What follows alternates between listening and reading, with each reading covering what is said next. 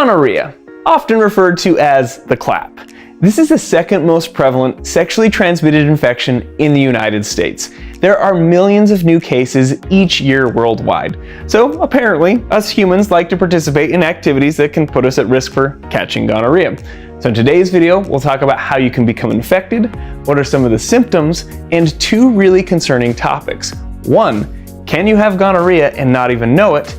And two, gonorrhea is actually getting harder and harder to treat, which is obviously concerning, so we're going to talk about why this is. And as a bonus at the end, we'll talk about some of the going theories as to why gonorrhea got nicknamed the clap. That was unintentional, but let's do this.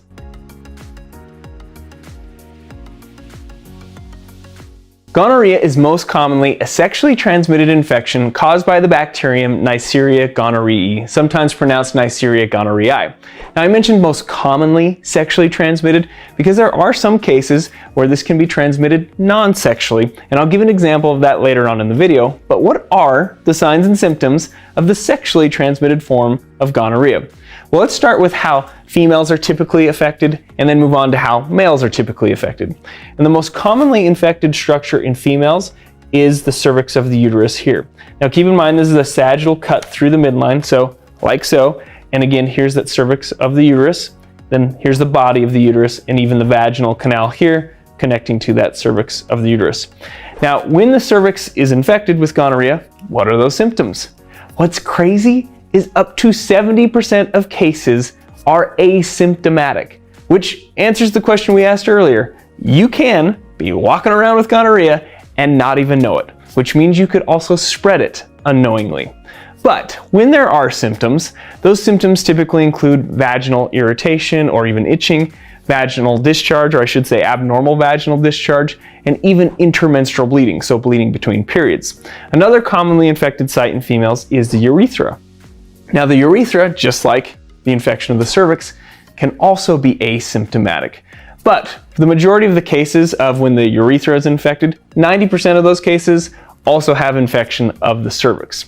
But what would some of those symptoms be if they had them? Well, that could include things like dysuria, which is burning during urination, as well as urgency and frequency. So frequently feeling like you have to pee and kind of that urgency to get to the toilet.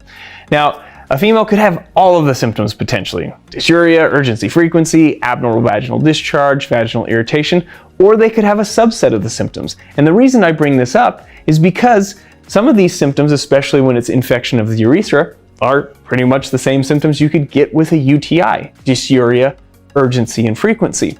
And so it's really important, say when like a female comes into the clinic, when I have female patients come in, for example, I will screen their risk for potential STIs, for chlamydia gonorrhea infections, when they have those UTI symptoms, because it might not just be a regular old pathogen that causes a typical UTI. It could be a pathogen that's sexually transmitted. So how does gonorrhea affect males? Well, the most commonly infected site in males is the urethra.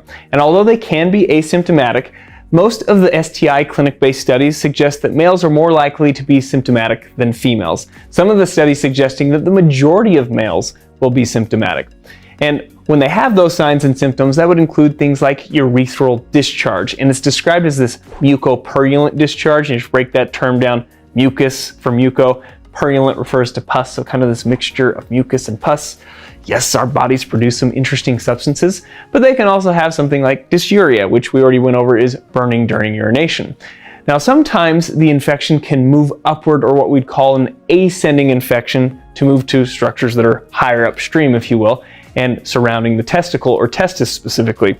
And so right here, you can actually take a look at, here's a right testis. We're in the right side of the groin here, and specifically testis here, but the C-shaped structure here called the epididymis can be infected with gonorrhea. Now, the job of the epididymis is to essentially store sperm cells. So kind of think of this infection moving in the reverse direction that sperm cells would take to get outside the body. The gonorrhea moves in that opposite direction and can infect the epididymis.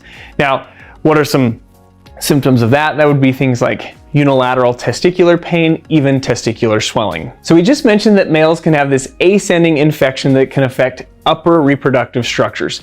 Females can also have an ascending infection, and it's typically associated with more complications, things like ectopic pregnancies and even infertility. And we'll talk some more details about that in just a second, but I want to go back to this discussion about asymptomatic cases or people having gonorrhea and not knowing it. This shows how important testing can be. Not only can testing confirm the diagnosis, help guide treatment, but it again can catch these asymptomatic cases and help reduce the risk of spread. Now, when we're talking about testing for gonorrhea, the best test is something called a nucleic acid amplification test, or NAAT. Nucleic acids are things like DNA and RNA, so this test is essentially detecting the genetic information of this pathogen Neisseria gonorrhoeae. And we can get these specimens or these samples from, say, like the urine, or we can swab those infected structures that we talked about earlier in the video. Now, testing for sexually transmitted infections can come with some challenges. Maybe a patient is embarrassed or uncomfortable testing for an STI. Now, even though we try our best in a clinical setting to say, hey, we're here to help you, regardless of how you got here, creating a non-judgmental, safe environment, even then, sexually transmitted infections like gonorrhea are underreported and even under-tested, if you will. And that's why I'm excited for other options, and the sponsor of today's video, Let's Get Checked. Let's Get Checked provides private, convenient testing in the comfort of your own home. They have multiple tests to choose from, routine blood work, to hormone testing, and yes, tests for sexually transmitted infections, including gonorrhea. So if you wanted to get tested, all you'd have to do is go online, order the test you want, and they'll ship it to your house where you can gather the specimen and ship it back with their prepaid label. They even have medical staff on hand that can go over any positive results and any potential treatment options. And again, I think we can all agree that testing for something like gonorrhea is important for potential treatment and reducing the spread, because if anyone were to test positive, they can get treated. It would also be wise to notify any of their recent sex partners. So if you're interested in getting tested, go to trylgc.com/IHASTI, and they'll give our audience 30% off any of their tests if you use our coupon code IHA30. The link is in the description below. So let's go back to this discussion about the complications that I mentioned with females getting gonorrhea, and then we'll go into this discussion why treatment options for gonorrhea are getting more concerning. Now remember, this ascending infection can cause complications in females. And if we go back to the cadaver dissection, that common infection site was the cervix of the uterus.